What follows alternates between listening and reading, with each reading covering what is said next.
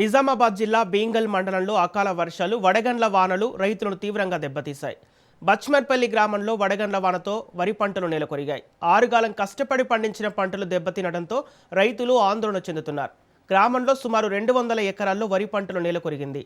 పంట నష్టాన్ని అంచనా వేసి ప్రభుత్వం ఆదుకోవాలని రైతులు డిమాండ్ చేస్తున్నారు.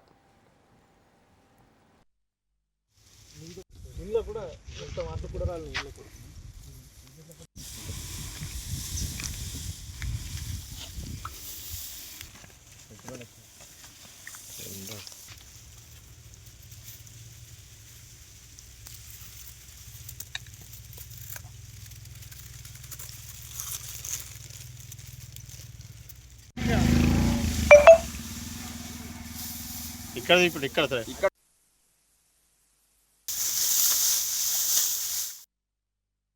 నా పేరు శెట్టి నవీన్.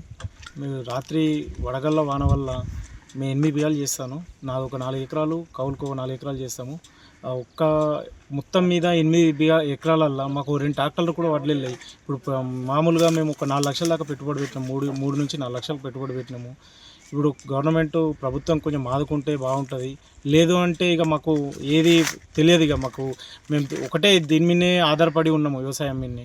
ఇది కూడా మాకు ప్రభుత్వం మీద లేకుంటే ఇక మేము చావో బతుకో ఏదో ఒకటి చూసుకోవాల్సి వస్తుంది. దయచేసి ప్రభుత్వానికి వేడుకుంటున్నాము, విన్నపిస్తున్నాము. కొంచెం ఆలోచించి మా గురించి కూడా ఆలోచించారు.